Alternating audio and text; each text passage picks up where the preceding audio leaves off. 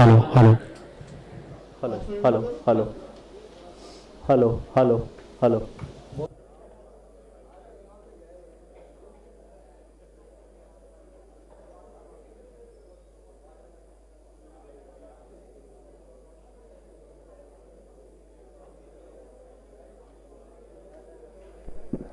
Hello hello hello hello hello hello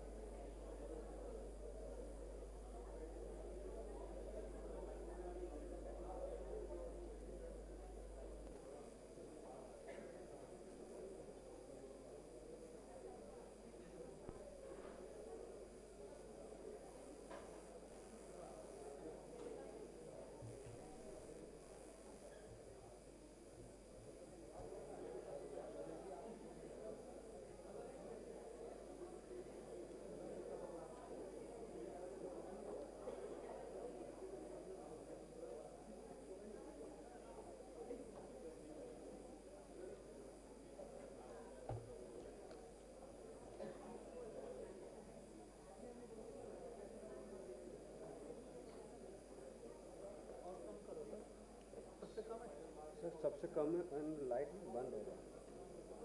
हाँ ठीक है, हल्का, ठीक है ठीक है ठीक है ठीक है ठीक है ठीक है ठीक है ठीक है, रख लो, ठीक है। ये लास्ट। हाँ बस ऐसा ही रहने दो, ठीक है। फिलहाल नज़दीक आ जाओ, यहाँ आ जाओ, ठीक है। ठीक है, नहीं तो हम ऐसा कर सकते हैं नहीं नहीं नहीं, सर। ऐसा ये नहीं, ऐसा नहीं, वो आँख के ऊपर आएगा ना। ओके। एक्चुअली वो ऑडियंस का भी देखेंगे ना, बस सही।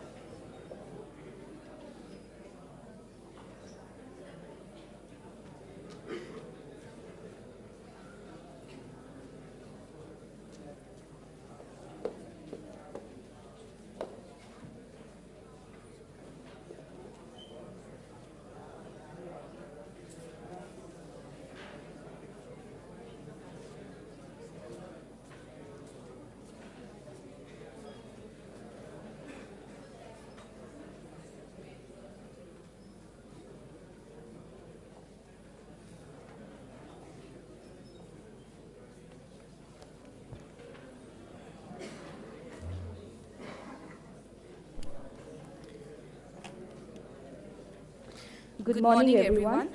Welcome to the 9th Convocation ceremony of NIIT University. Just a small reminder, keep your mobile phones in the silent mode. You are requested not to leave the auditorium during the ceremony. After the ceremony, all are requested to leave as per the procedure announced at the end. Thank you.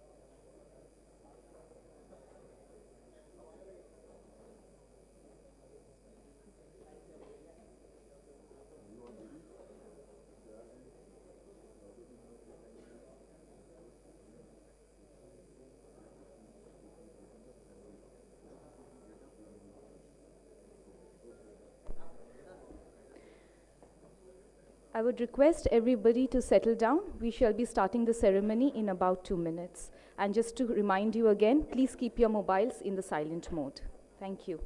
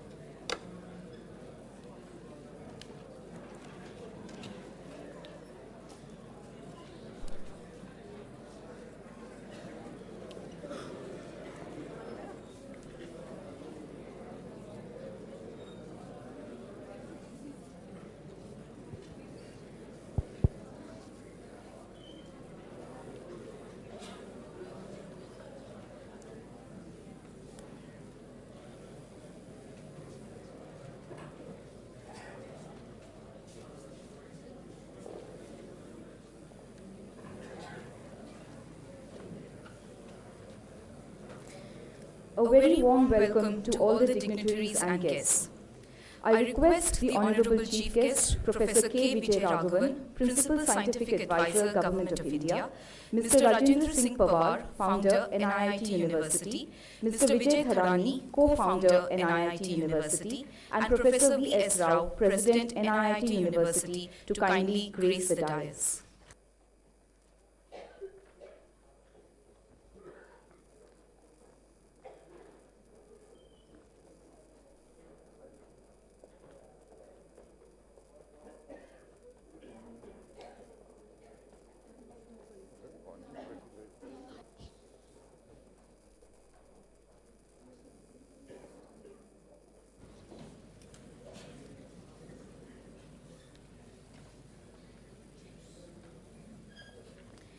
As said by Kofi Annan, and I quote, "Knowledge is power, information is liberating. Education is the premise of progress in every society, in every family," unquote. One of the goals of education is to create possibilities for men and women to invent and discover, and for them to be capable of doing new things. Indeed, this is emphasized in the vision of NIIT University, which is to be a role model of learning, research, innovation, and sustainability. We take immense pride in our students' success, and it's gratifying to bestow them with the degrees of honors. To begin the ceremony, let us pay tribute to Ma Saraswati, the goddess of knowledge. I request the dignitaries on the dais to light the lamp.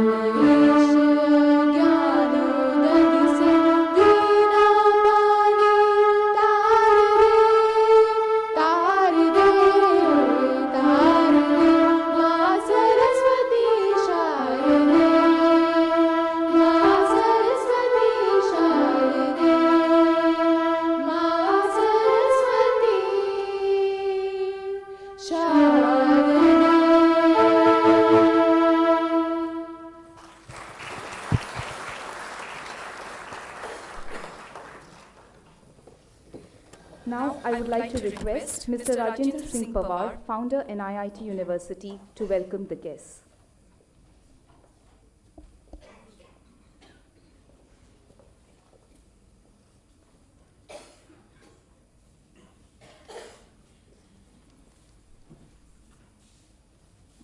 A very, very hearty welcome to all of you.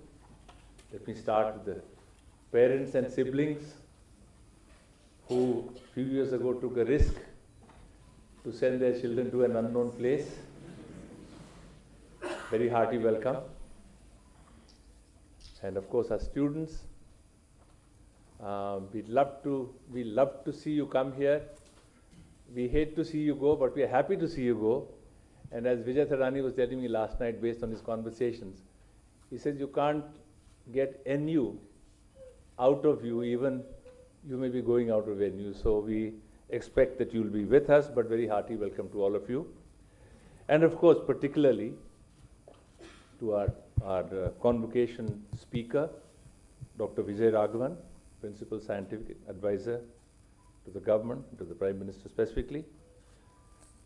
So perhaps some of you among students would have watched the earlier convocations.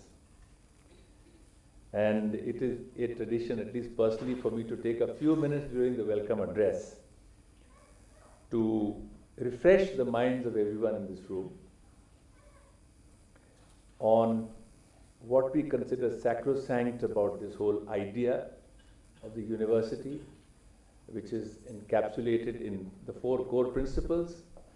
Hopefully, if the students are getting sick and tired of hearing it, then we've achieved our objective, because we do believe in a few things. And as we now are going to finish 10 years, we will be reflecting, as we did at the end of 5 years, to see how we are doing on the objectives of building some dimensions of distinctiveness in building a university.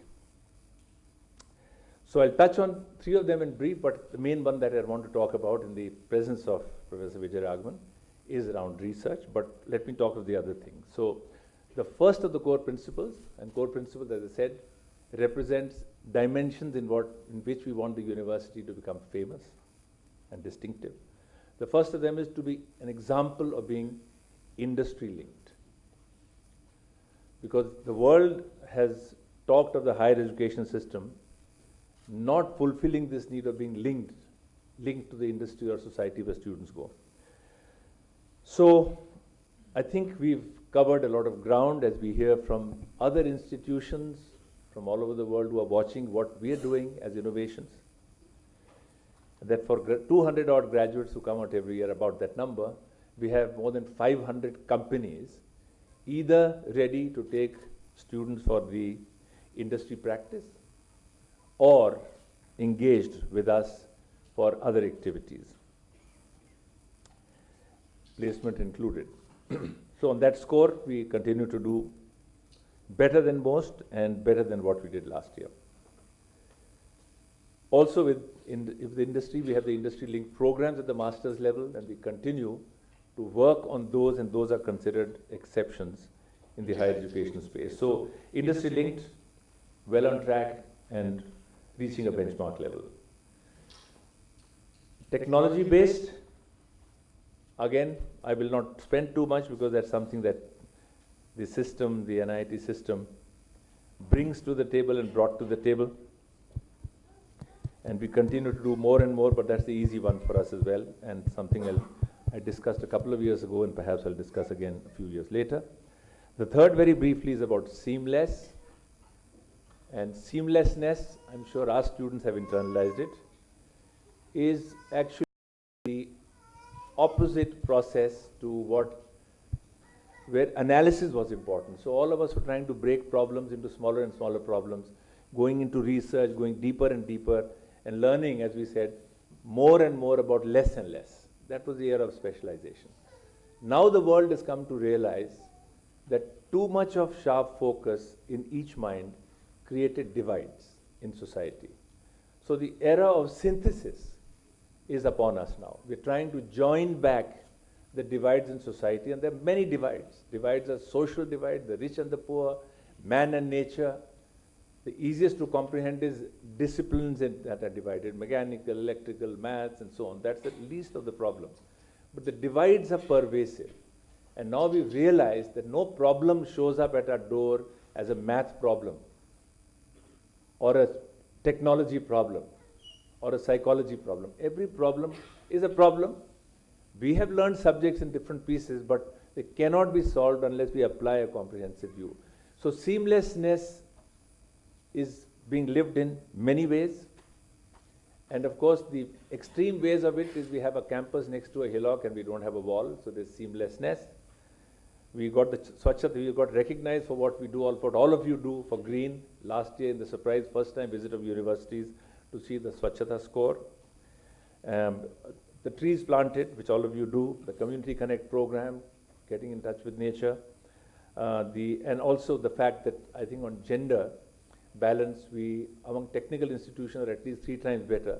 If you look at the average number of girl students, young ladies we have here, and that's also a divide which has to become equal by all norms. Last year, I think I talked about one innovation which was done by Jan Leke Singh, that student hostels shut at, I think, what, 10 o'clock? Is it AK? 11. And one day in a week you do the reverse still? One day we shut down the boys' hostel, I think, and let the girls be free. So it has to become equal at some point. So that divide is still not fully solved. But on many other fronts of building holistic minds, which is what we are all about, I think we are doing good progress. The one I really wanted to talk a little more than the others was about the 4th core principle, which is research driven. When we created the university, that was titled as research driven. Realizing that India is a point where we have to do original stuff. Post-liberalization, we recognize the need that we don't have enough intellectual property. And we said, unlike many universities where Vijay and I are on the board and many people are heavily on the boards, we saw that universities which are not designed with research at the core can't be changed to universities which are research driven. And therefore we said, let's see this in right in the beginning. And we heard our students, Professor Vijay Raghavan just met a few of our students who were just expressing what they're finding here, and I think you could get a good flavor of the research mentality we try and inculcate early on. But 5 years, when we finished 5 years, now we're finishing 10 years, then we had looked at these 4 core principles and concluded that research as we were defining it was too limited, and that we needed to focus instead, or in addition, on innovation and entrepreneurship. Because research of the industrial era was symbolized by $1 billion lab. Because if you're dealing with materials, you have to have very big laboratories. In the post-industrial era, or the knowledge era that we are in, the machine is here. It's not the computer, it's not the lathe, it's not the machine. And therefore, research has to move beyond the idea of do research for 5 years or 10 years, then get your papers published, and then get intellectual property to protect you for 10 years because you have to recover the money. Today we know that in 3rd year or 2nd year, students can start a business idea by capturing many, many subjects, start a venture which is trying to solve a problem, which creates jobs, and even before you are out of college, you have a product or a service. So in this period where from idea to its implementation is in months, leave alone decades, research has to have a different meaning. So we are repurposing, and we have been repurposing the research thing to be much more on innovation, entrepreneurship, and research, and research as well. And therefore, I think a lot of the pedagogy, a lot of the educational experiments which we are doing here are to do with this recognition. And it took us 8 years to produce our first PhD, because the system had to fall in place, and that was 2017. Then Bhushan Talwar got a PhD for a subject which is important, which is educational technology, first PhD of this university. And then we felt we had earned the right to award an honorary degree. So last year, you recall, the first honorary degree we gave to Mr. F.C. Kohli, who's called the father of the IT revolution in India, of TCS. He was here last year. This year we have 4 PhDs. And interestingly, one in chemistry, two in biotech, one in educational technology. And I also want to mention that this year also we'll be announcing our honorary doctorate. And since the person we are awarding it to will be available only a few months later, I thought that I'll mention this. And so this year's honorary PhD will be awarded to Dr. Karan Singh, who is our Chancellor for the next few days. His term gets over. And I don't think I need to tell you people of how much he has achieved intellectually in his 80 plus years. And he will be delivering his annual talk here on 23rd of November, which is the day in which we'll be formally honoring him. And I do want to mention that his term actually technically ends tomorrow. And a new Chancellor is going to be Dr. Kasturi Rangan. Many of you have heard his name. He is recently rewriting the policy of this country. And he's been here on the campus many times. In fact, in many ways, he was involved in the shaping of this institution. So he will also be here on 23rd of November. So that will be our second honorary PhD. The Entrepreneurship Club is going from strength to strength, and we now have 35 members. But I'm also proud to say that some of our startups, which were started on the campus, are beginning to do very well.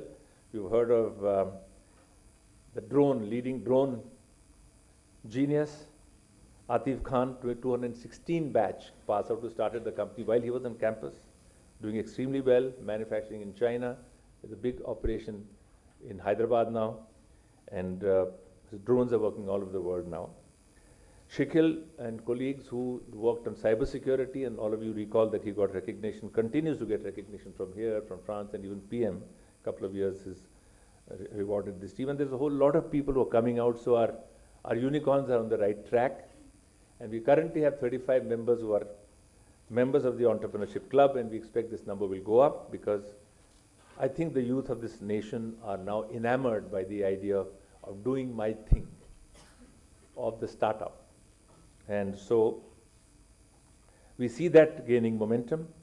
And also I just want to mention that we are in discussion, Vijay Thadani is in discussion with NIIT Aayog and the Atal Incubation Labs, because they will be engaged to work on the whole idea of innovation, incubation, and we will probably become the master trainers or master class for teachers who are teaching innovation to thousands of schools in India.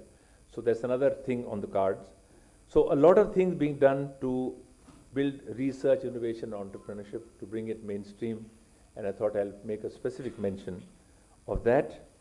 And of course, with that, I'd like to hand over back, and then again, very, very hearty welcome to all of you.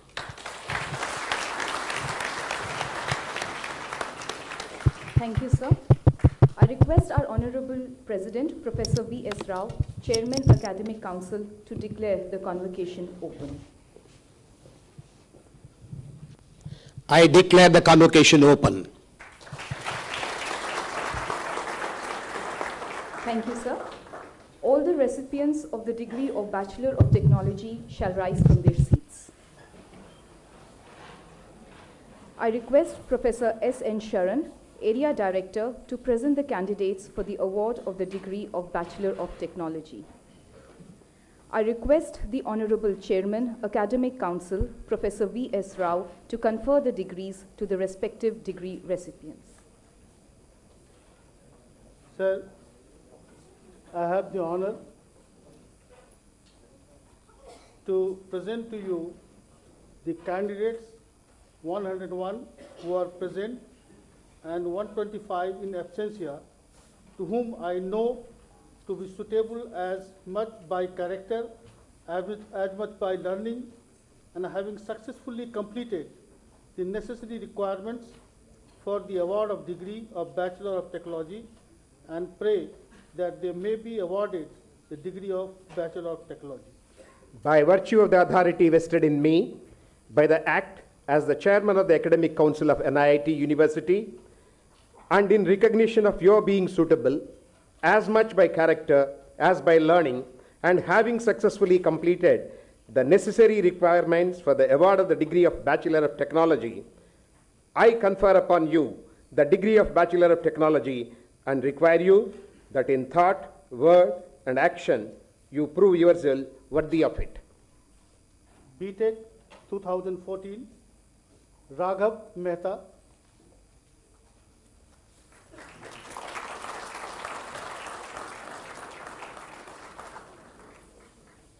Roshan Divya Ranjan.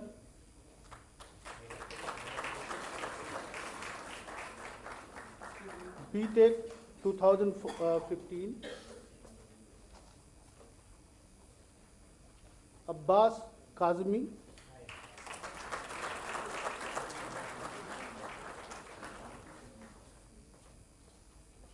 Abhi Chitkara.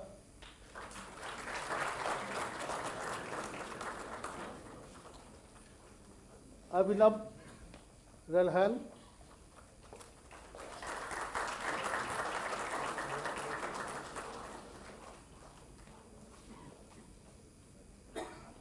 Avit Gehlot.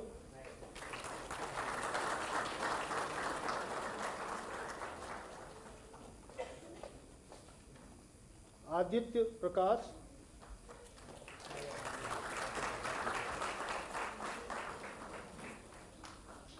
Aishwarya Gupta.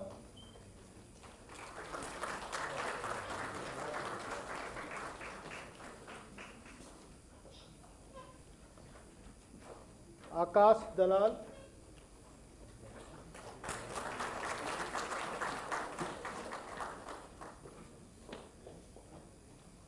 Akshat Khanna.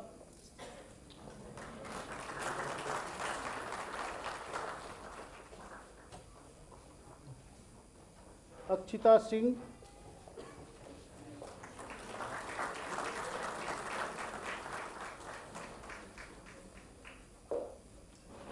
Amant Kumar Jha.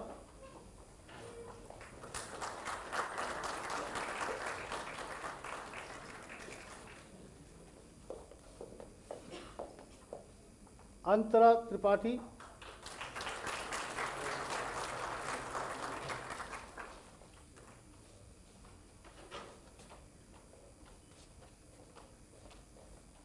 Archit Kalla.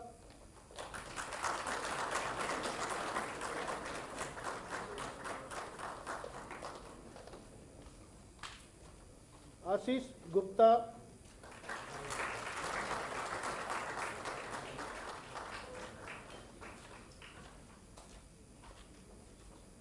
Asmita Tandar.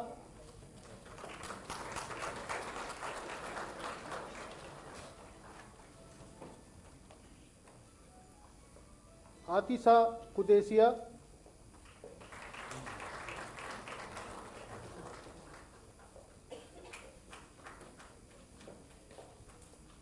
Ayush Dosaz.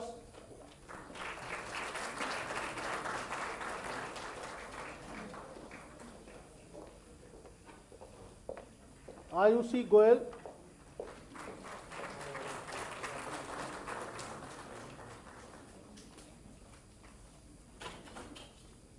Badgujar Prasad Vijay.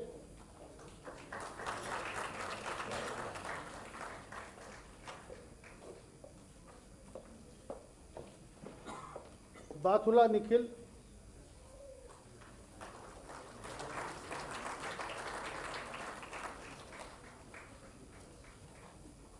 Bodeti Rahul Kumar.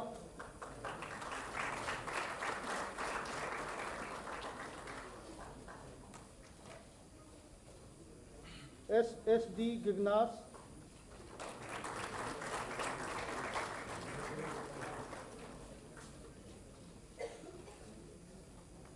C. Sai Yasavanath.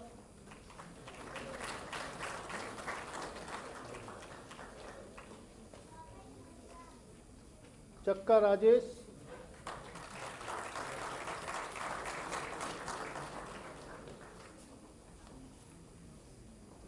Challa Sadika.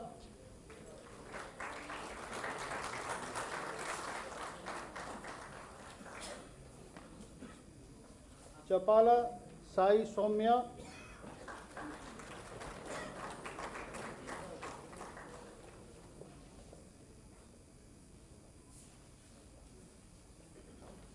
चिन्मय कुमार बंसल,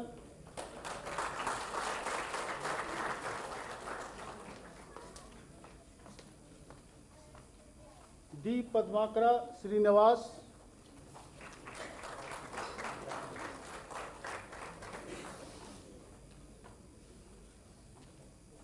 देव माल्यो भट्टाचार्य,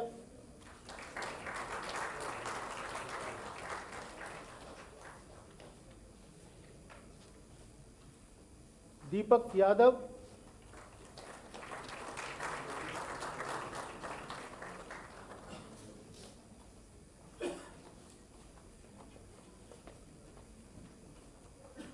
दीप्ति सिंह,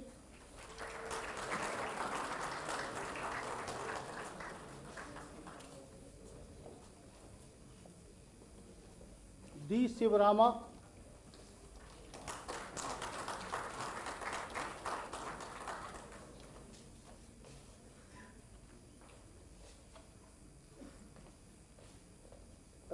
दिव्या चड्डा,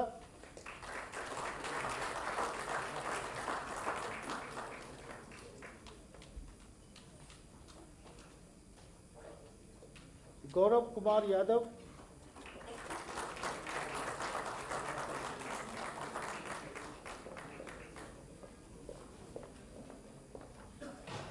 गौरव मल्होत्रा,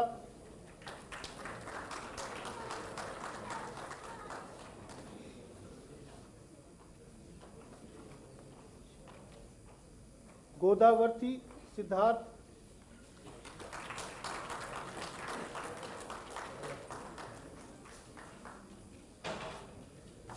गौरांग अग्रवाल,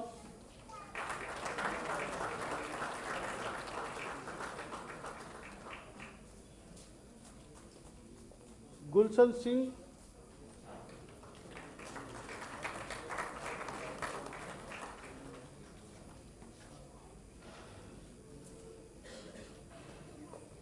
हर्षित शर्मा,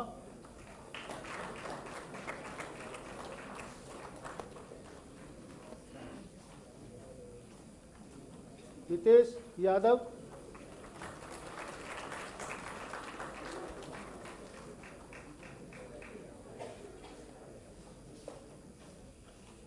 हुसैन अब्बास,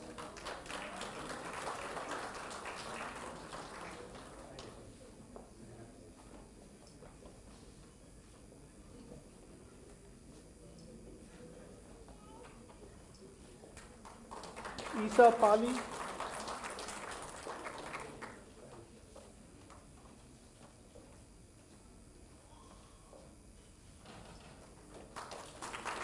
जवीन जुनेजा,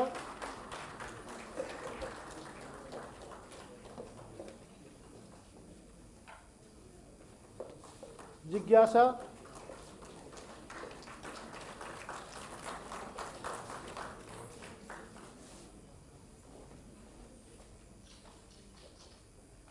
जोनाला राहुल,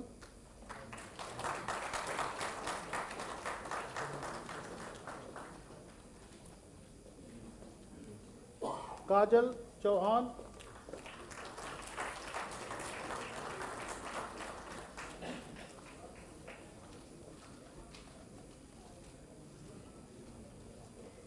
कार्तिक मेहता,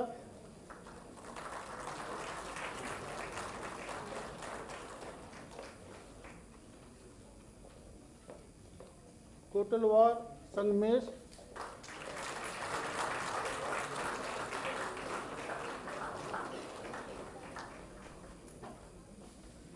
कुमार अनिकेत,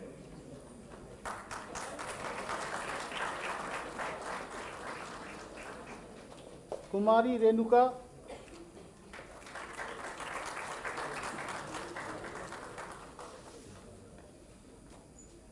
लक्ष्य धूपर,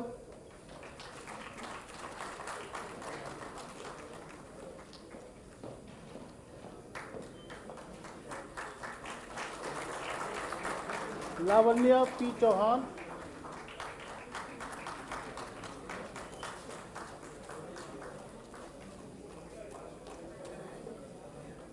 लवकुश सिंह,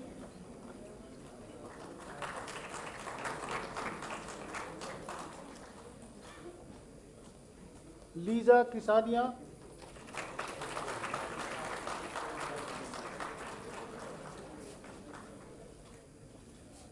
माखोजिया फयाज,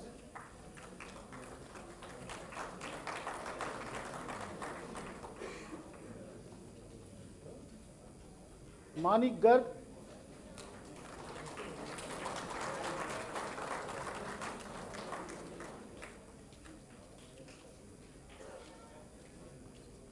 मयंक भौतिका,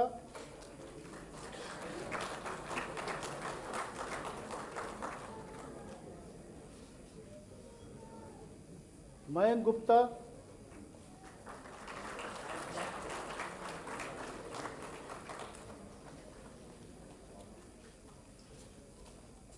मयंक सिंह,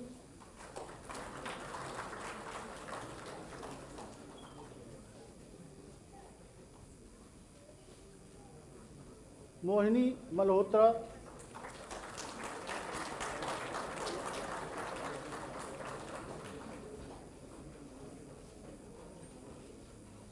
मुकेश कुमार,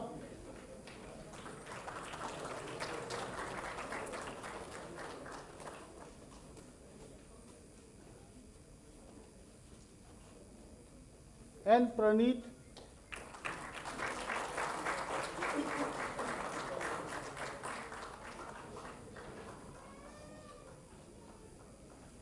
निश्चय ग्रोवर,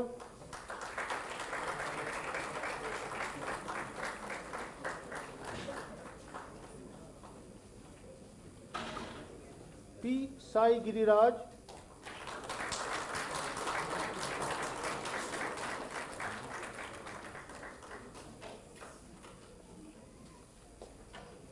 पंकज शर्मा,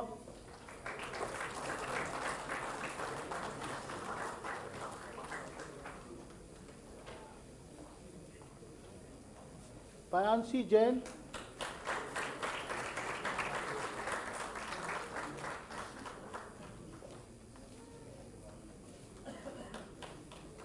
प्रशांत,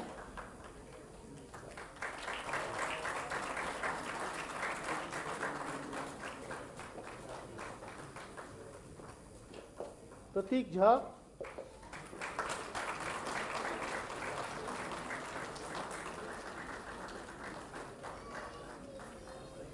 प्रतीक सरकार,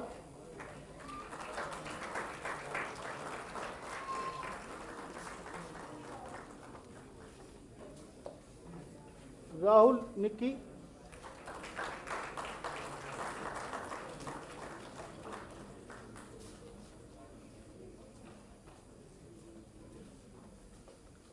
रामकृष्ण पांडा,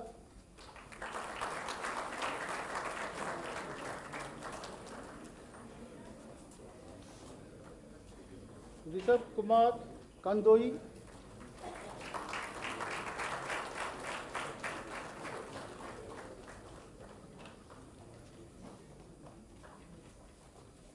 सचिन,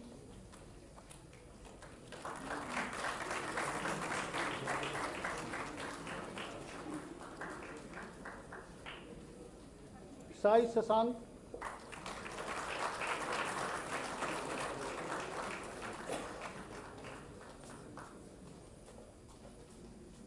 साक्षी,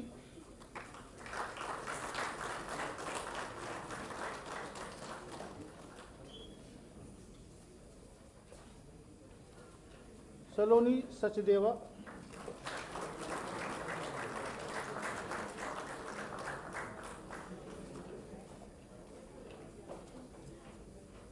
संगीत राव अभिमन्यु,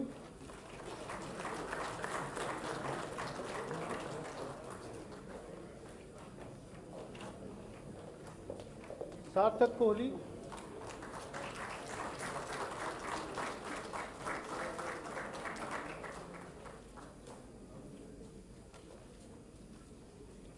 सौरभ यादव,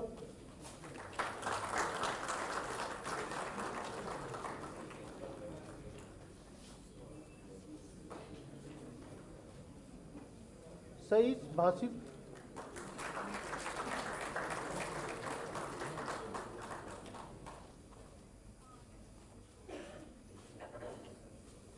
शैलेश मोहटा,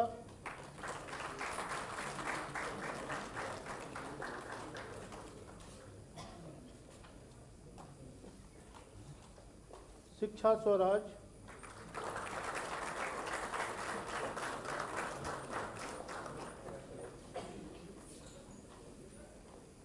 Sweta V,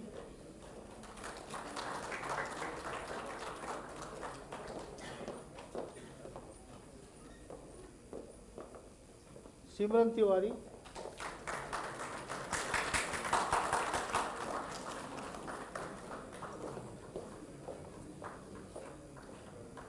Snigdha Pali,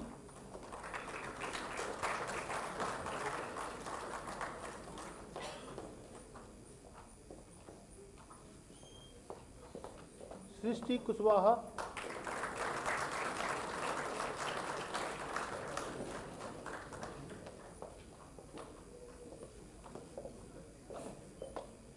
Tanya Mangwani,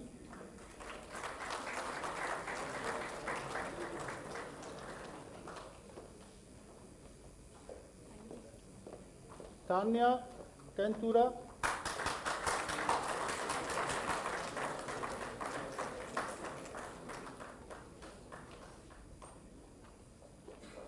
Tathagat Kumar,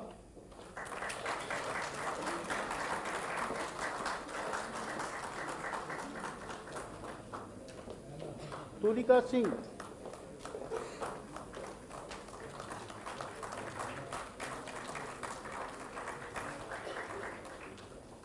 Udarat Bahaduri,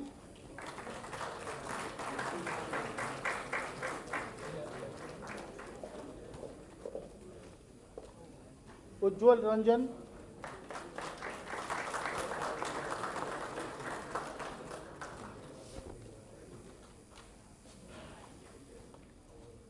Utkarsh Vikas Gupta,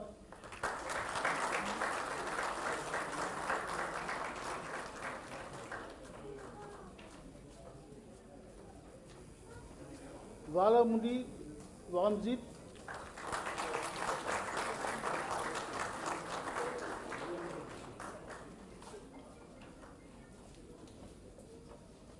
Vandit Sharma,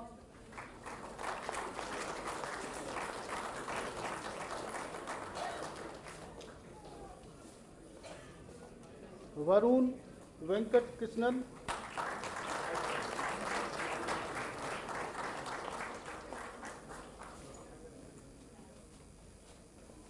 Veer Bans,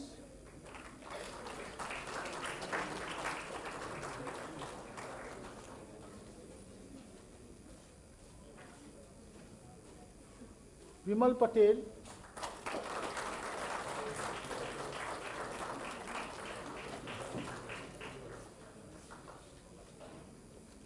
Yagika Kaushik,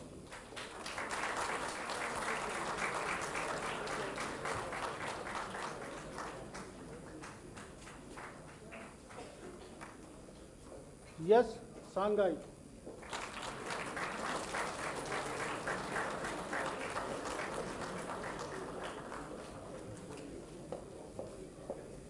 thank you, sir.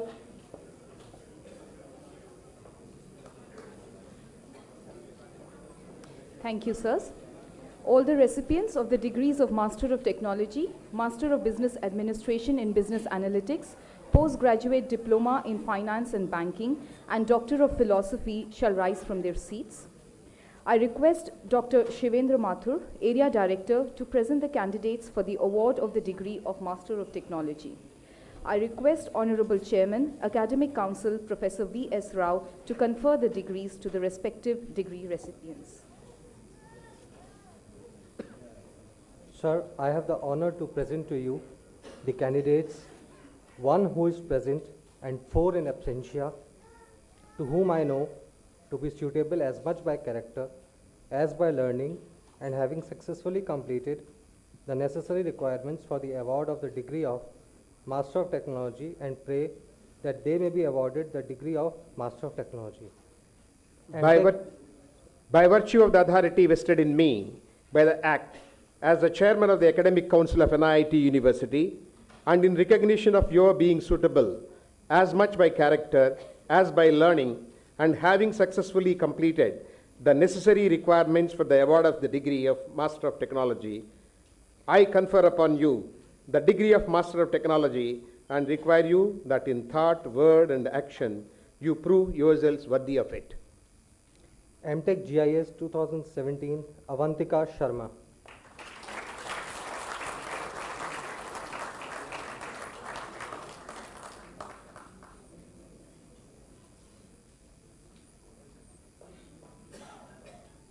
Thank you, sir.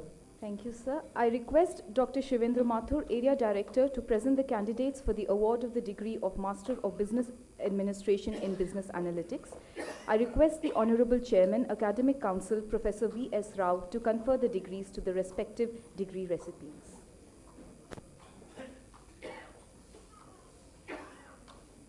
Sir, I have the honor to present to you the candidates 17 who are present and 47 in absentia, to whom I know to be suitable as much by character as by learning, and having successfully completed the necessary requirements for the award of the degree of Master of Business Administration in Business Analytics, and pray that they may be awarded the degree of Master of Business Administration in Business Analytics. By virtue of the authority vested in me, by the act as the Chairman of the Academic Council of NIIT University, and in recognition of your being suitable as much by character as by learning, and having successfully completed the necessary requirements for the award of the degree of Master of Business Administration in Business Analytics, I confer upon you the degree of Master of Business Administration in Business Analytics, and require you that in thought, word, and action you prove yourselves worthy of it. MBA Business Analytics 2017, Amit Raghuvanshi.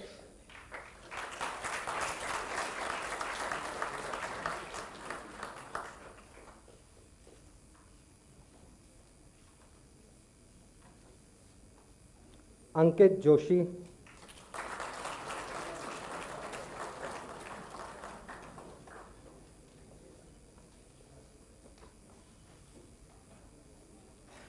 Girish M.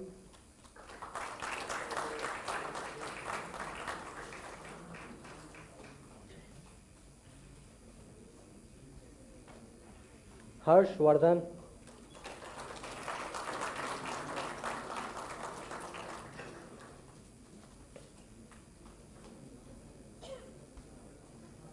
Himanshu Kamra.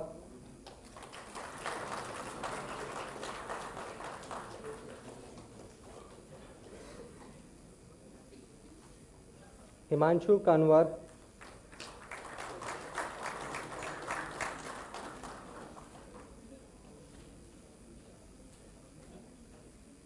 Jay Kishore Jangir.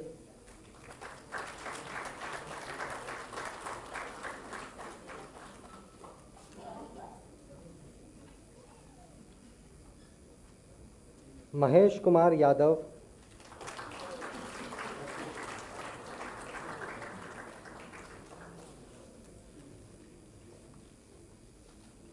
Paras Kohli.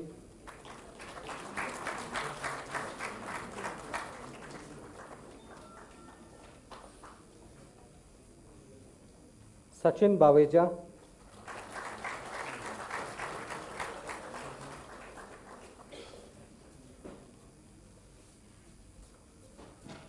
Sameer Vats.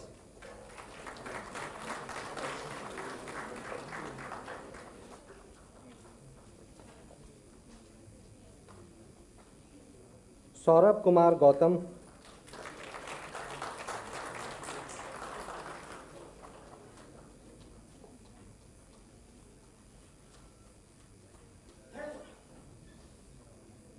Shilpi Goyal.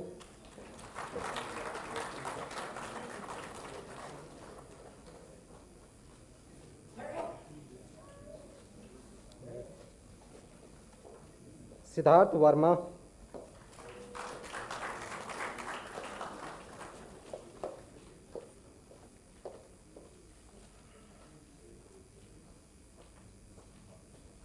Sushan Upadhyay.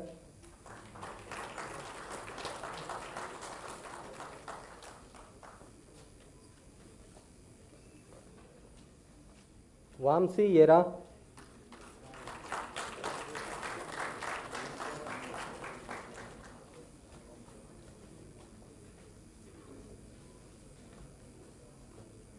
Varma Jitendra.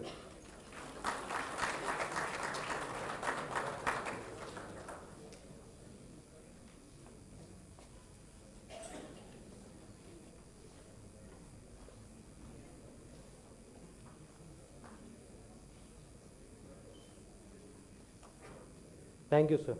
Thank you, sir. I request Dr. Shivendra Mathur, Area Director, to present the candidates for the award of the Postgraduate Diploma in Banking and Finance. I request the Honorable Chairman, Academic Council, Professor V.S. Rao, to confer the diploma to the respective diploma recipients.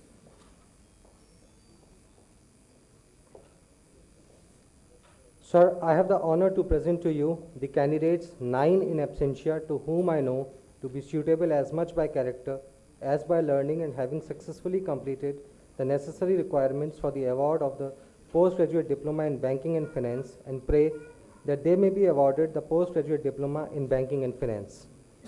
By virtue of the authority vested in me by the Act as the Chairman of the Academic Council of NIIT University, and in recognition of your being suitable as much by character as by learning, and having successfully completed the necessary requirements for the award of the Postgraduate Diploma in Banking and Finance, I confer upon you the Postgraduate Diploma in Banking and Finance and require you that in thought, word, and action you prove yourselves worthy of it.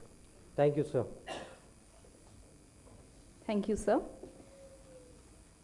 I request Professor Vijay Mandke, Mentor Professor Education Technology, to present the candidates for the award of the Doctor of Philosophy. I request the Honorable Chairman, Academic Council, Professor V.S. Rao, to confer the degree to the respective degree recipients. Sir, I have the honor to present to you one honorary doctorate in absentia to Dr. Karan Singh. By virtue of the authority vested in me by the Act as the Chairman of the Academic Council of NIIT University, I confer upon you the honorary doctorate degree.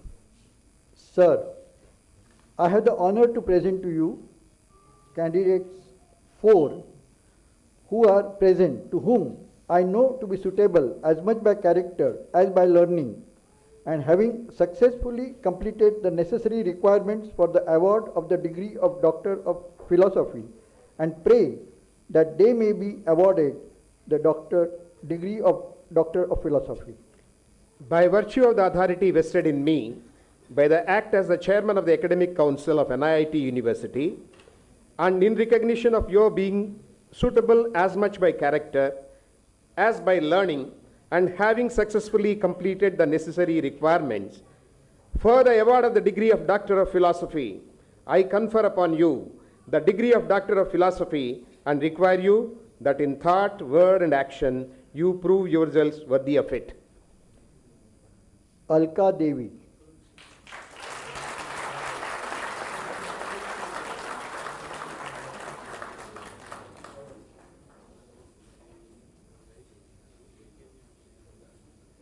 Lisa Goel.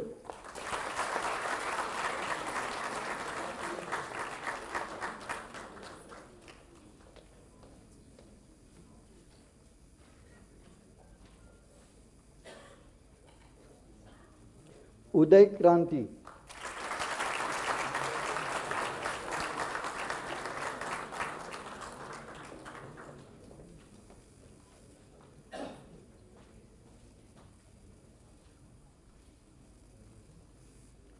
Upadhyay Praveen Kumar Ram Prakash.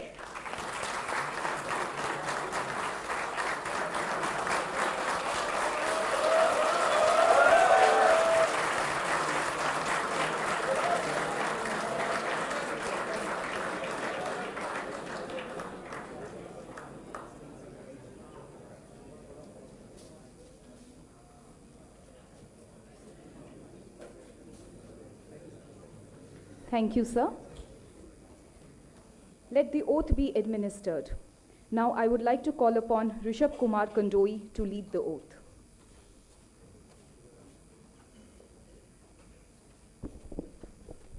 Kindly repeat after me. I hereby pledge that I will constantly endeavor to be honest and upright in the discharge of my duties. I will uphold the dignity of the individual and the integrity of the profession. I will utilize my knowledge and learning for the glory of NIIT University and for the service of the country and mankind at large.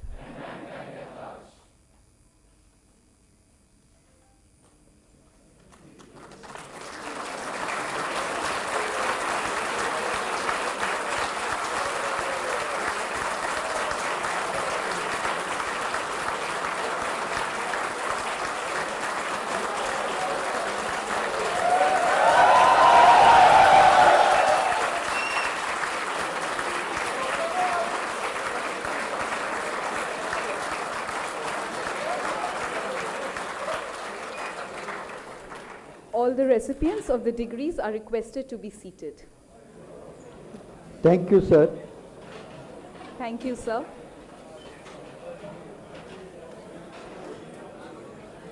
I request the Honorable Chief Guest, Professor K. Vijay Raghavan, to award the Dr. Karan Singh Gold Medal to the position holders.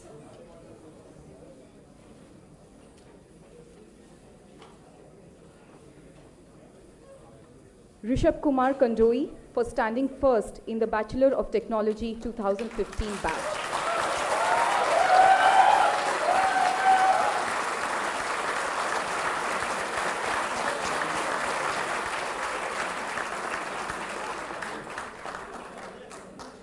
Siddharth Swain for standing first in Master of Technology in Geographic Information Systems 2017 batch in absentia. Wamsi Yera for standing first in Master of Business Administration in Business Analytics 2017 batch.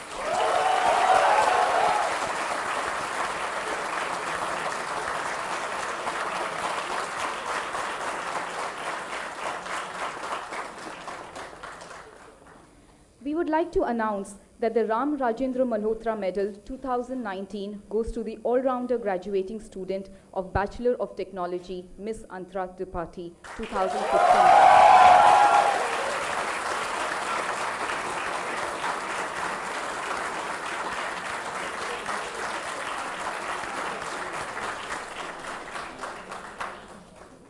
Thank you, sir.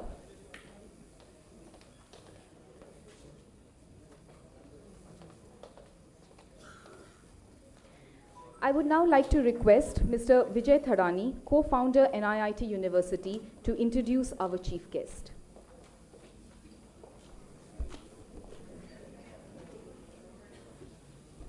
Good morning. Before I introduce the chief guest, looking at the enthusiasm in the audience, I just wanted to add my very hearty congratulations to the bouquet that you have already received, to that black folder which you already have. And I also want to congratulate the parents who are with us. So let me start with the proud, excited, and should I say relieved parents. First of all, I want to express our gratitude and thanks to you for reposing your trust and faith when you gave us your most prized possession as little boys and girls. Today, I'm sure from their walk, you saw that they are more independent, confident, collaborative, studious, and young men and women, and we hand them back to you. Because whatever else we could give them in these 4 years, we did. But I think your love stands tall above everything else. So we return them back to you to get that share as well. They've learned many things, and I don't ever forget to repeat that. But one thing, I say this to the mothers, they have achieved, and we have achieved with great success. They can add and eat all the vegetables that you tried for 18 years.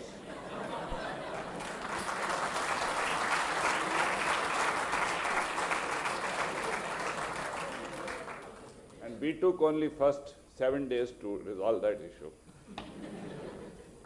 I want to congratulate the class of 19.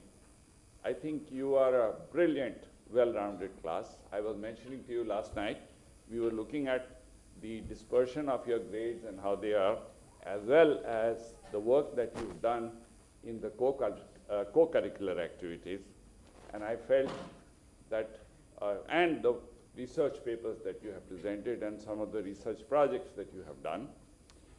I think in academics, research, and co-curricular activities, in all three of them, you've set a new benchmark, which I think your juniors will now have to work very hard to surpass.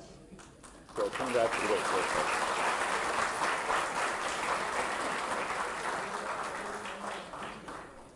You've been true institution builders while you've been here. In addition to building the institution in physical ways, it's become more beautiful. Of course, it will be slightly less beautiful now that you are not going to be there. But I'm sure your best wishes will be with us. But I think the important thing is that you added, through your efforts, feedback, contribution, participation, I think many new things in the last 4 years as I reflected on them. The whole introduction of a professional skills curriculum, because we felt that for you to become well-rounded individuals, I think you need to add a strong flavor of professional 21st century skills. The whole Design My Future workshop, which I think has set a new benchmark, because now your career planning doesn't start in the last semester, but starts on the day you join the campus. And I think the last two batches have will get the maximum benefits, but these are seeds that you sowed. The whole new technology skills and adding skills beyond the regular curriculum, especially in cybersecurity. Many of you took the initiative, and we got many of you trained in that, and therefore you acquired some new skills. TEDx was born in your times, and so was the Nano-Electronics Premier League, which Professor Manke, worked along with you. And I think the whole new approach to alumni, as we were discussing, the whole alumni activity, I think all these are contributions which may have come through various means, but I think your participation and your ideations did help us. So I want to thank you for that. You helped becoming NIIT University a stronger university than it was 4 years ago or 2 years ago, as the case may be. To the postgraduate or Dr. Newtons, I want to acknowledge your contribution for institution building as well, because I think you brought with you the experience of an experienced alum. You had graduated from other institutions before this, and I think you took that experience and contributed to that, to some of the new practices that we have here. And I saw the enthusiasm last night in the alumni meeting. I think the MBA Business Analytics batch was very, very forthcoming in what they would like to do. And you have been fantastic mentors to the juniors, to the undergraduates who were seeking support on figuring out what is it to be in working life. So while you were there with us for a shorter duration, I think you made up for the lost time by the efforts that you put. So I thank you for that as well. And of course, we'll miss all of you. We'll miss each one of you. More than me and more than many others here, Kali Pahadi will miss many of you. Your footprints are firmly put there in the sand. Your tree will miss you, the tree that you planted. It's grown big, and we don't know how you will fare, but we will definitely watch the tree, and I'm sure the tree will keep telling us that you are doing better and better. And I'm sure you will remain in touch with the institution like we promised last night. You are walking into an environment which has more volatility and uncertainty more than ever before, but that for you is a greater opportunity to distinguish yourself. Because remember, you are going out of the institution with some very, very unique skills. And I think these skills will come in very good stead to you as you go through various challenges in your life. So I consider you as ancient mariners standing on the helm of a ship, armed with all your experience and the skill sets that you have, and ready to explore the uncharted waters which are just outside the gate you always wanted to get in at 8:59 p.m. and you could not get in at 9:01 p.m. So, so I think remember all those moments, cherish all those moments, and we wish you the very best. But as you go forward, don't forget the students that you trained in Community Connect. They will miss the bhaiyas and didis who brought them up for those 4 years. So stay in touch with them, stay in touch with the community local with you, and contribute to making us a stronger nation and you becoming a part of the global society. So all the best.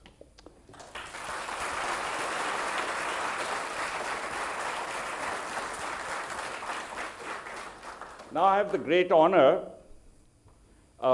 and the opportunity to introduce a very distinguished researcher, developmental biologist, an administrator, an institution builder non pare, and above all, an illustrious individual dedicated to public service, Professor Krishnaswamy Vijayaraghavan. Born in a family with father in the Air Force, Air Vice Chief Marshal Krishnaswamy, and mother Jaya Krishnaswamy, a school teacher, perhaps discipline and a thirst for new knowledge stood him in good stead and molded him to what he is today. He graduated in chemical engineering from IIT Kanpur in 1975 and completed his doctoral work in 1983 in the field of molecular biology from the Tata Institute of Fundamental Research. His research work has deepened our understanding of muscle development through studies performed in the fruit fly Drosophila. With a curiosity and a scientific temper in his DNA since his childhood, Professor Vijayaraghavan, an interesting bit about him, used to cycle to Old Delhi to buy all sorts of chemicals, which, by the way, would be completely illegal today, and set up labs at home, a rather dangerous thing to do, similar to many of the dangerous things you have tried as well. As an institution builder, Professor Raghavan was instrumental in establishing the National Center for Biological Sciences, NCBS, Bangalore, under the aegis of Tata Institute of Fundamental Research, and he moved over to that institution in 1992.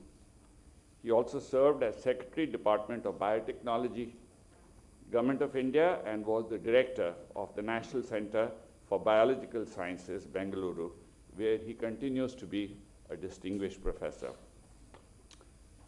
Dr. Vijayaraghavan is a strong proponent to make science accessible to citizens in the language they are comfortable with. Right now, science education requires to be taught in English, which acts, in his view, as an impediment in its dissemination. Currently, Dr. Vijayaraghavan is the principal scientific advisor to the Government of India and steers the research agenda of the nation. As the principal scientific advisor, he occupies the apex position to bring in synergy amongst the various scientific departments and other ministries in creating and enabling science and technology ecosystem that encourages innovations across disciplines so that our research stride is in lockstep with the span of our economic flight. Currently, Professor Raghavan is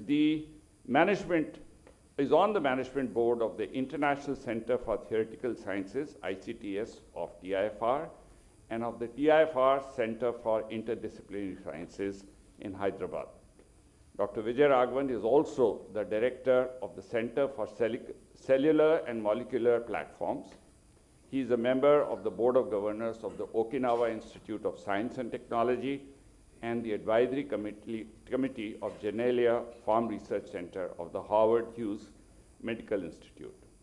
He is a Fellow of Royal Society, Foreign Associate of both the US National Academy of Sciences and US National Academy of Sciences and the European Molecular Biology Organization.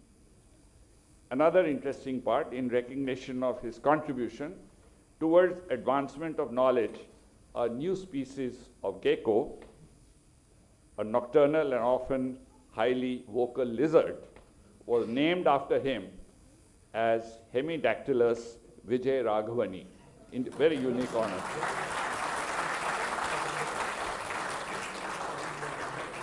It's a great honor for a researcher to leave behind his name in the footprints of the sands of time. In January 2013, Professor Raghavan was conferred the honor of Padma Shri.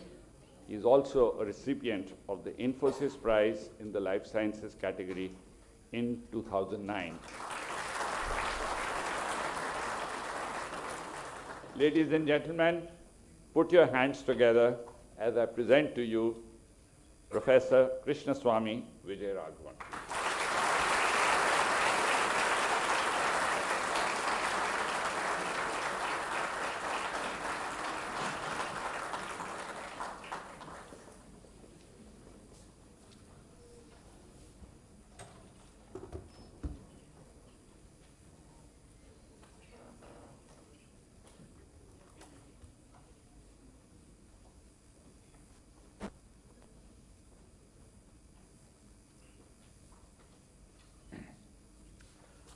Thank you very, very much, Mr. Thadani, for that generous introduction. I'm very humbled to be here amongst all of you. And I'd like to, first of all, congratulate all of those who have graduated today and wish them all the best for a great future. This is a very interesting period you have gone through, and this will hold you in good stead in the great future that you have before you. More on that a little later. But I'd also like to, thank all of you for having me here, your family, your siblings, your faculty, the president, Dr. Rao, and the amazing set of founders you have, Mr. Pahar and Mr. Thadani, who have, unlike many founders of such institutions, are so involved and so deeply committed to the institution that it's clearly growing exponentially and will continue to go to greater heights. This is a very interesting day for all of you who are graduating. And broadly, when you graduate, there are two kinds of students in an institution. Those who look into a matter very deeply and get to become real experts at what happens, and the others who don't do that and who are interested in many things, quite often many things which have nothing to do with the courses and academics they came in to study. And there are people in between of different kinds. And all too often, each category of people look on the other category with some amount of envy. Those who are working very hard and are doing extraordinarily well marvel at the ability of their other colleagues to socialize, relax, enjoy the world, and while they seem to be only able to focus on some things narrow. And those who are able to run around and do multiple things have a feeling of guilt that perhaps they should be working harder and focusing and getting better grades. And actually, both sets of people are incredibly important in real life. And you can't have in real life one without the other. The greatest value of an education, therefore, is not so much in your classes, your courses, and what you learn, but the friendships between these two categories that you make. And those friendships will last you a lifetime. Tomorrow, when you go out into the world and you want to solve a problem, each of these categories calls upon the other because those complementary skills are needed. And each of these categories work together and embark on adventures. And therefore, wonderful things are possible because of the partnerships and the friendships you make when you're in college. And the founders of this institution are a standing example of how wonderful things can be done that way. So, as I said, this is a very interesting time, but let's look at how the world will look, and let's say the spaceship Earth will look in 2050. 2050 is not that far away, and most of you who are graduating will be leaders involved in shaping the world of 2050. So the question is, what will the world be like about 30 years from now, and can we shape it the way we want? What can we do today to shape the world? Or everything is in order and we just need to look up on our jobs and go on? Now this is a big challenge which we have. I'll just, get my notes organized a bit.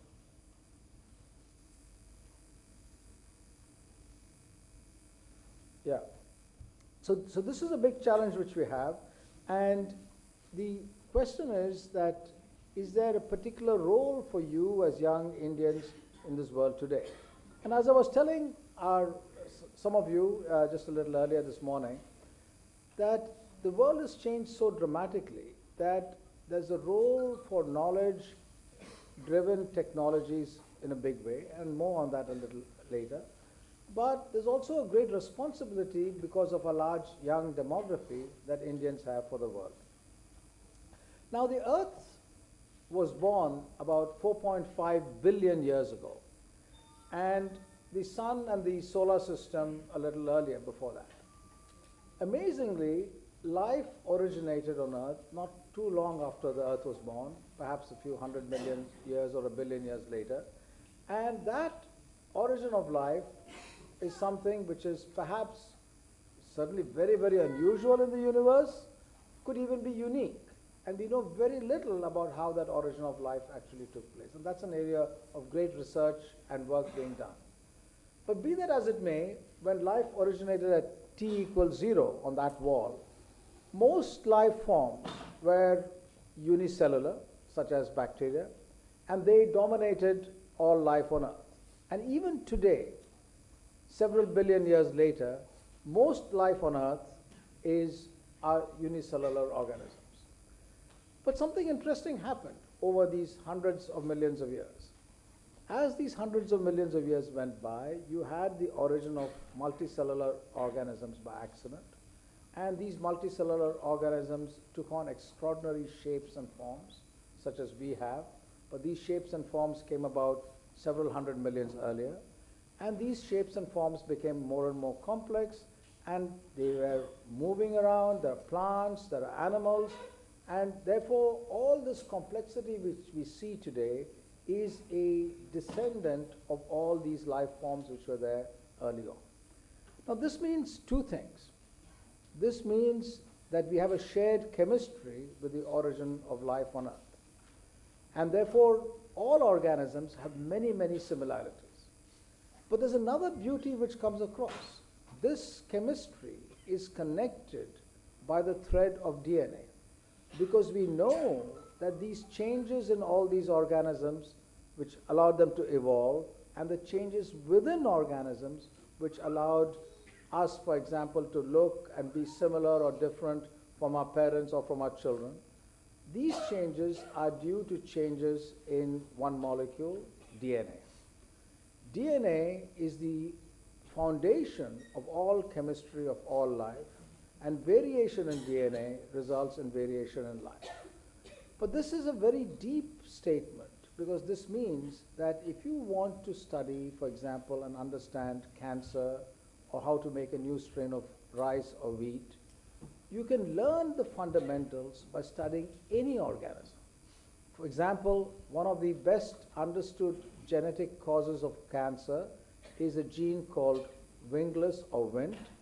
That was first discovered in fruit flies at the Indian Agriculture Research Institute in Pusa. People studying how the wings of flies are made, and that resulted in being a gene which is important for certain kinds of colorectal cancers. In other words, you don't know in research, in academia what will be applied and what will be a major success. You know that principally by hindsight.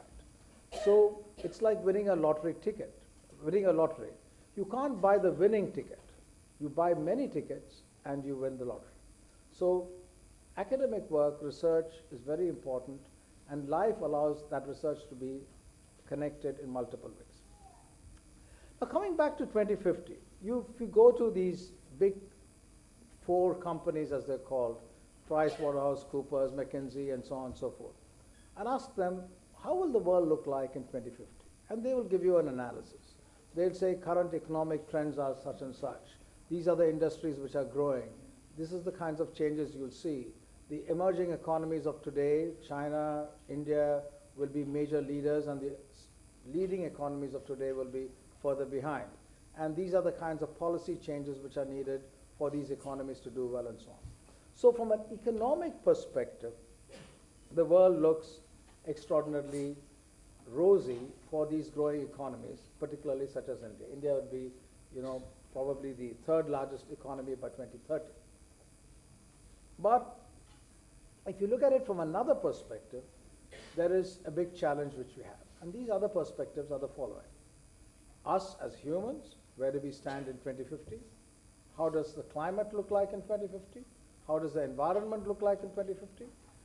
And related to these two, how does our biodiversity look like? So humans, climate, biodiversity, and environment. These need to be factored in to our view about how the economy will also look like. Now humans are interesting. As I said, we evolved over these hundreds of millions of years. We evolved by an extraordinary accident.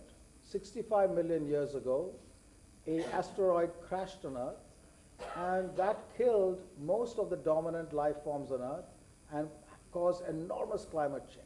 So dinosaurs, reptiles, many of them went extinct. And the result of that asteroid crash was mammals started evolving much more to a dominant position.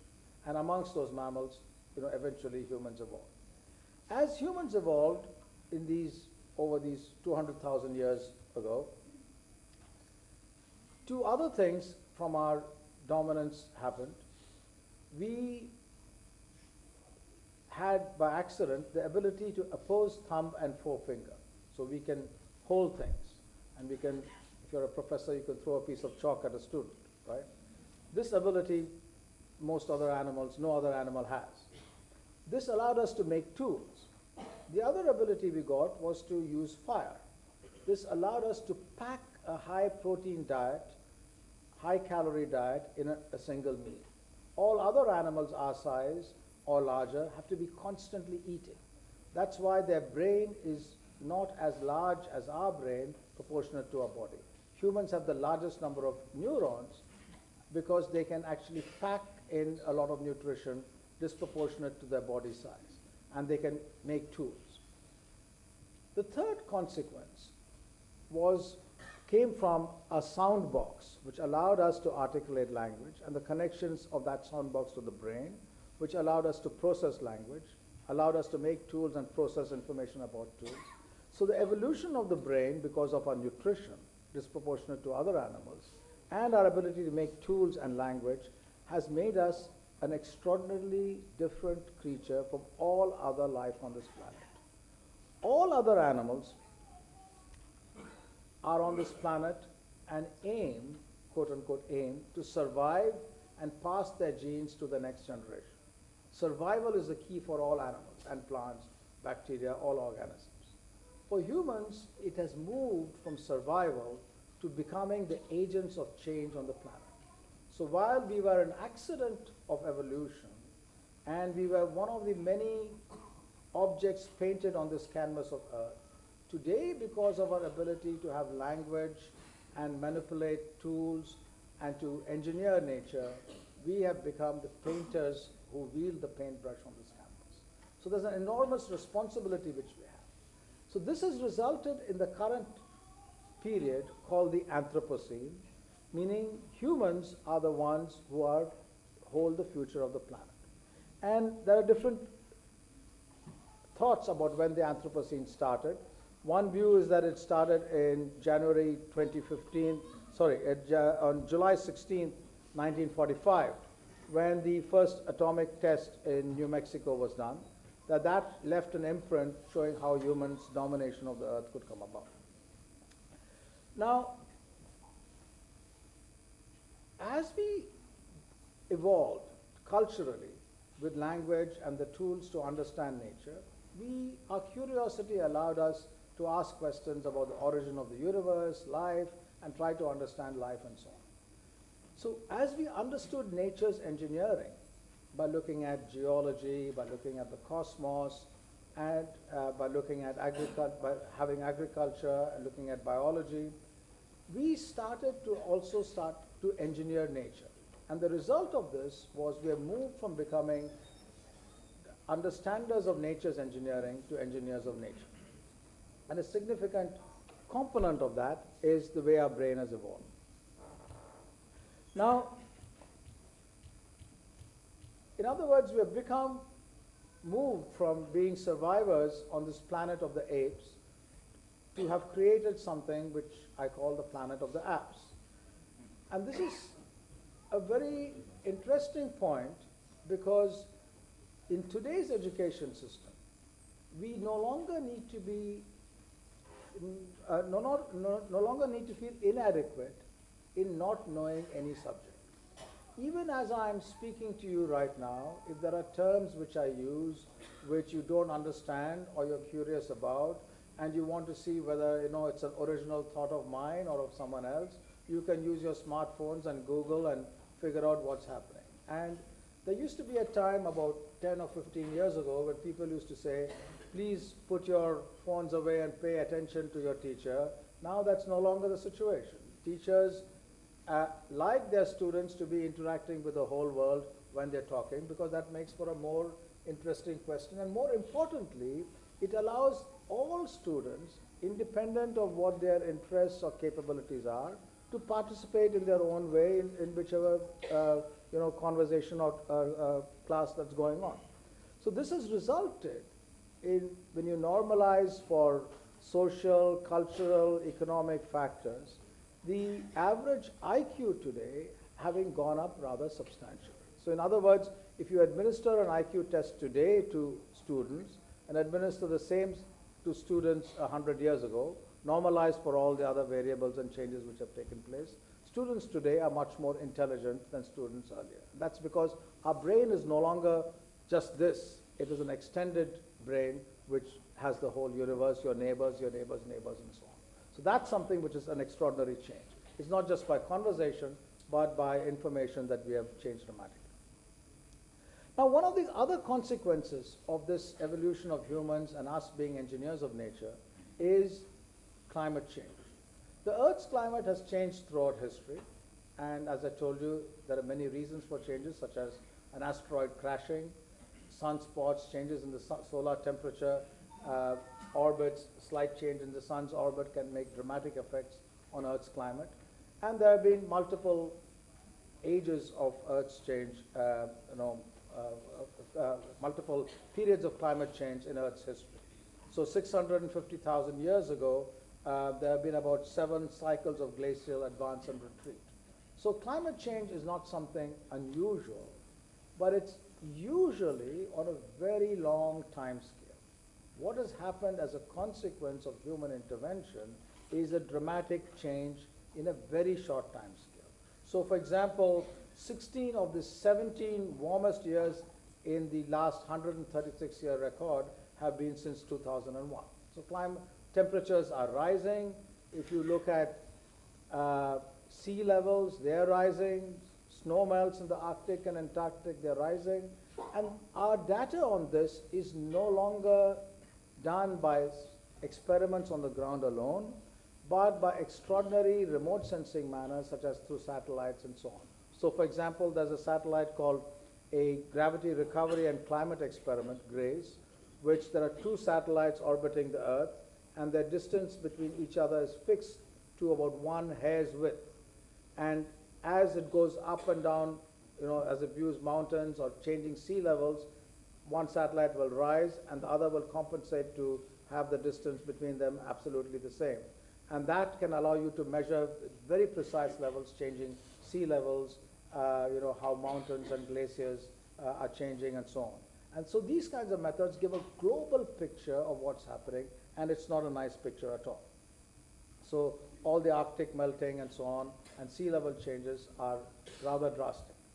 Now what people do is they look at these levels of temperature rise, sea level rise, and make different kinds of scenarios for the next decades till 2050. And there are conservative estimates, if we do all the right things, what will happen? There are other estimates about if we do certain things wrong, what will happen, and certain other estimates about runaway effects of what will happen if some catastrophe occurs. None of these three are good. So we really need to work very hard to change. And even more worrying is we don't know whether the path we have taken to come here is the same path which we can go back on if we start making the changes. In other words, we don't know the rate of return as compared to the rate of reaching these current positions. So it's a big challenge we have. Now that combined with the use of greenhouse gases, those also one can make projections on. Now given all of this, it's very easy to have a view of the world where we look at climate and our own future as being most important. So how can we reduce greenhouse gases? How can we lower global temperatures? How can we protect ourselves against sea levels and so on? Build more better high-rise buildings, build more weather resistance building and so on. But if we do all of that alone, we will have a very hollow world, a world which we will be protected and we can live in dense spaces and manage to survive, but we will not have a world which is a whole world of the kind which we would like. Because another component which will be hit by changes in climate is biodiversity. Biodiversity is critically important for our health and for our food, but it's also very important, biodiversity in the environment is very important for our well-being as caretakers of the planet. And this is something which is changing dramatically. Plants and animals which were in the temperate zones and not in the tropics, and those in the tropics and not in the temperate zones, they are changing, their survival is changing dramatically.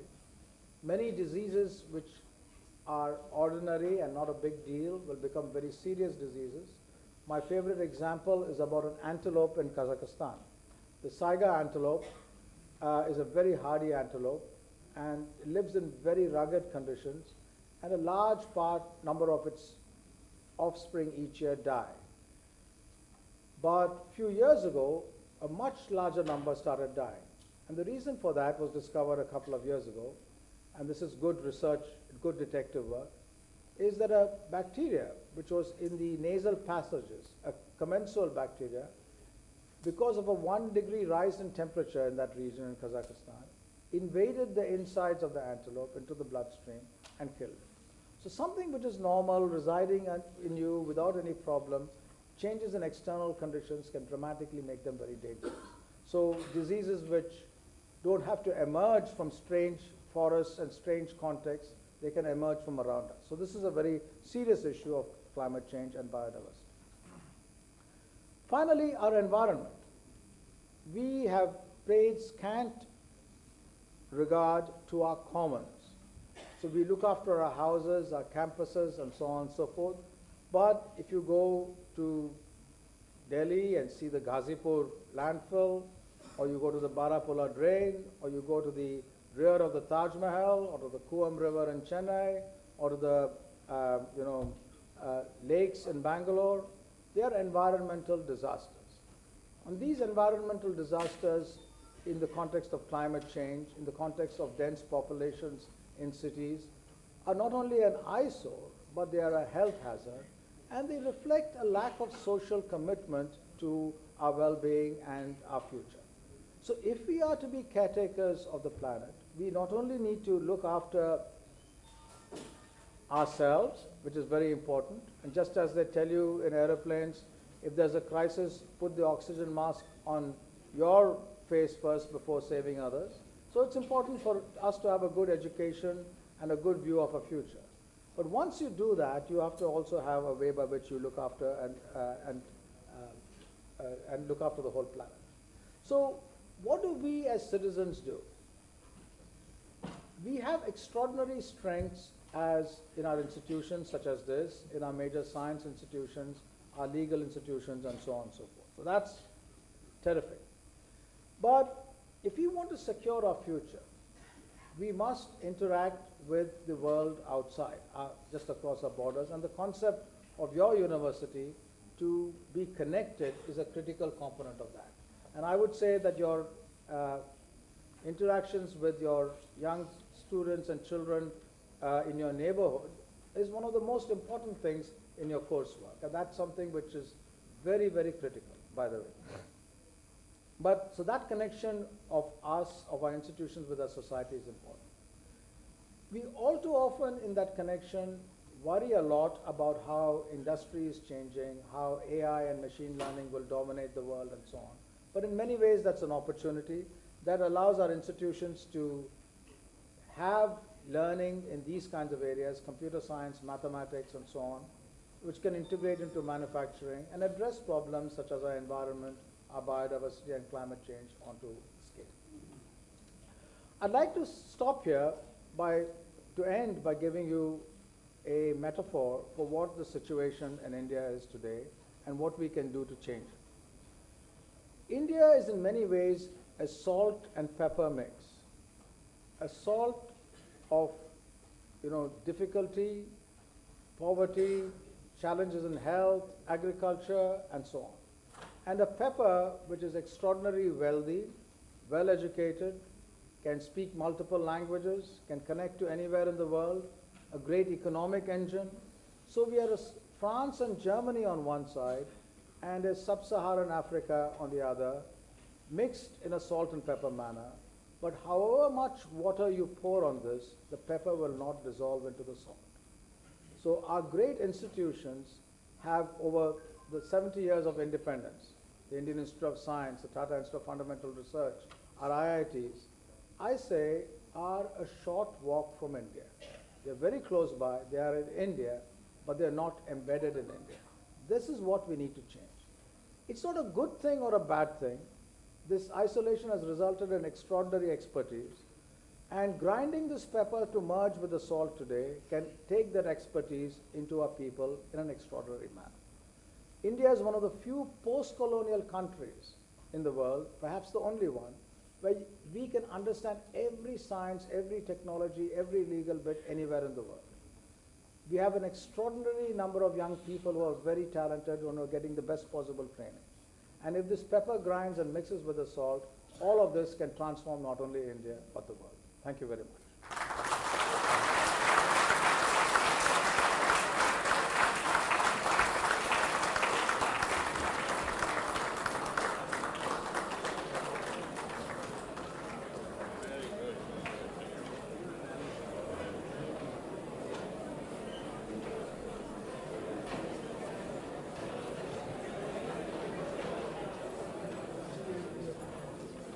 Thank you, sir. It was indeed an enlightening speech. I request our founder, Mr. R.S. Pawar, to present a memento to the chief guest, Professor K. Vijay Raghavan.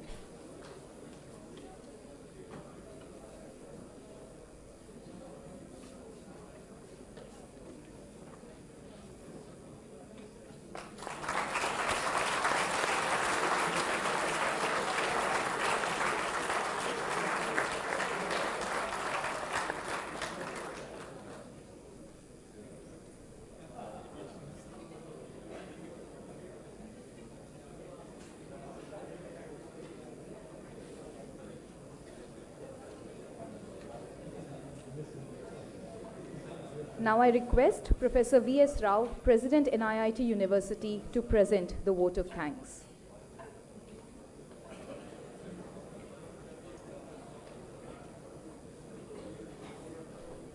Good afternoon, everybody. Honorable Chief Guest, Professor K. Vijay Raghavan, Mr. Rajendra Pawar, Mr. Vijay Thadani, and board members, Professor Malhotra, Mr. Rajendran, parents, guests, print and media people, and more than anybody else are the graduating students.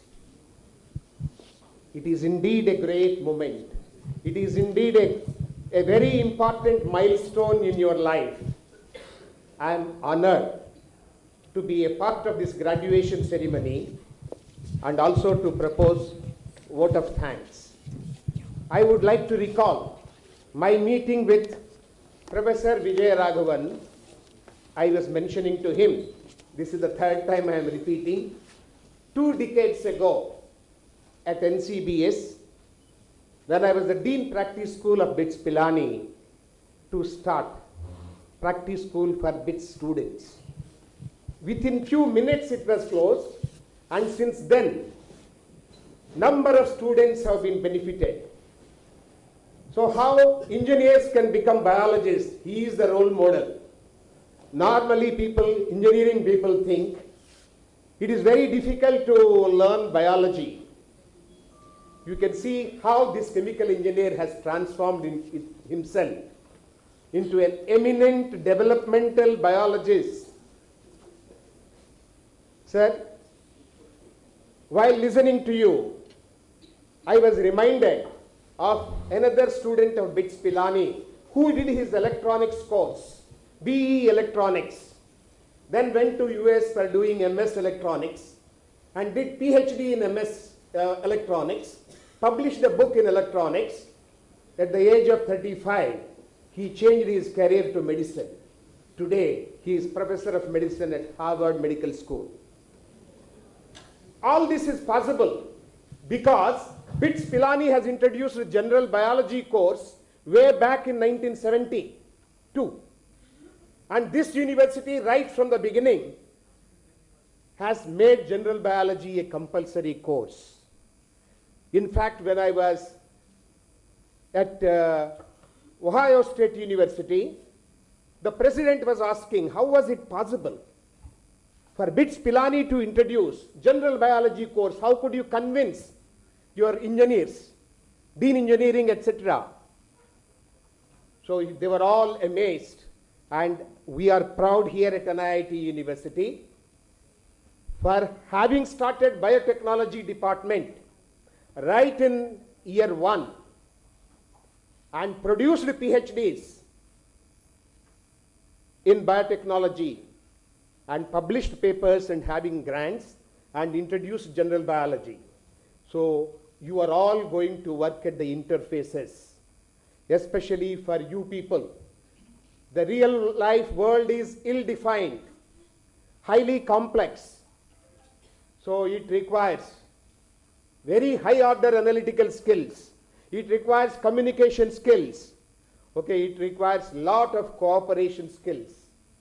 So I do not have to tell you, in the last 9 months, starting with your industry practice of 6 months, plus later on your work experience, you must have realized how important is working in teams and how important is working at interfaces, how important it is to learn new things. You have been initiated at this university, learn to learn.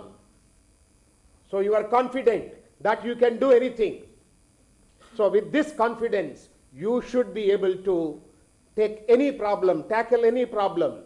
So develop and continue to have that approach that I can do it. As Professor Vijayaraghavan mentioned, the importance of the community connect. So you have practiced this right from your semester 1 until you graduated. It's going to be very important. Even in the new education policy, they are going to make many features mandatory, many features of this university, okay, mandatory. One is the community connect. So this really gives the feeling of empathy which is required. So you have to practice this to improve your emotional intelligence. Anyway, I'm here to propose vote of thanks, not to give a speech. So let me, first of all, express our gratitude on behalf of you, on behalf of me, and on behalf of all of us our gratitude to to your parents, who are mainly responsible, and they certainly deserve a big applause from all of us.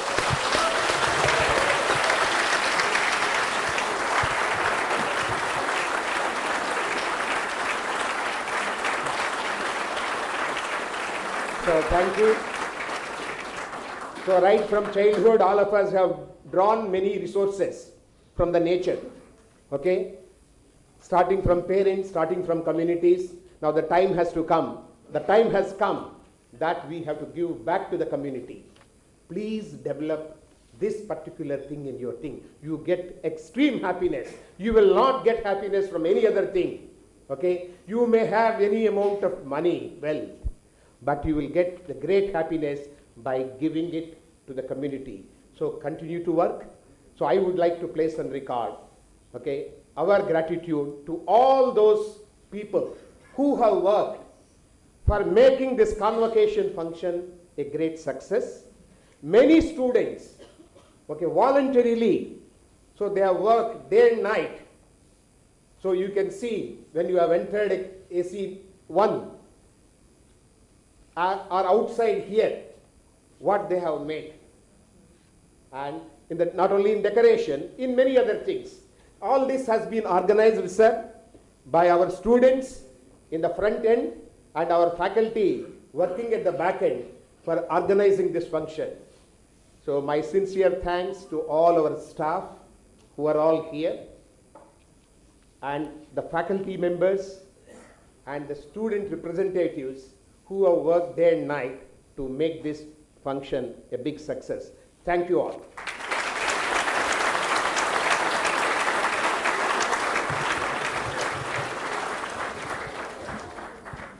Thank you, sir. I request our Honorable President, Professor V.S. Rao, Chairman, Academic Council, to declare the convocation to be closed. I declare the convocation closed.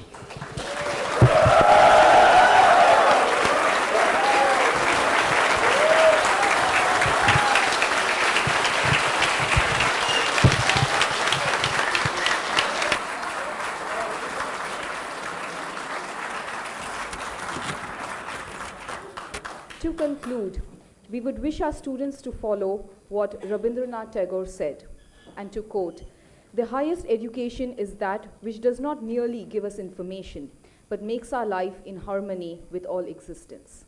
Unquote. Now all shall rise for the national anthem.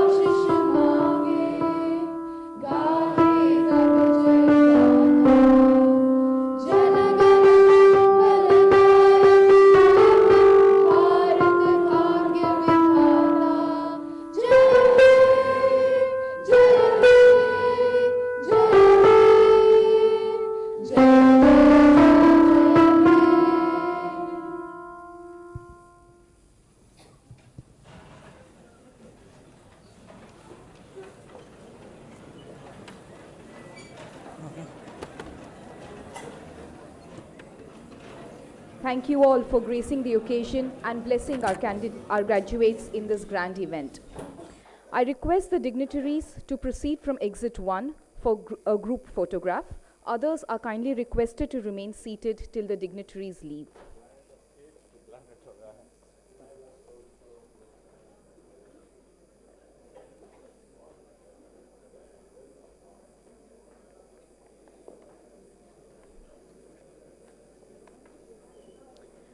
All the graduates know their respective groups for photography. The graduates are requested to leave as per the following order. Photography group 1, that is from serial number 81 to 124, they are requested to leave from exit 3 to to Courtyard 1 from the mess end. Others are requested to remain seated.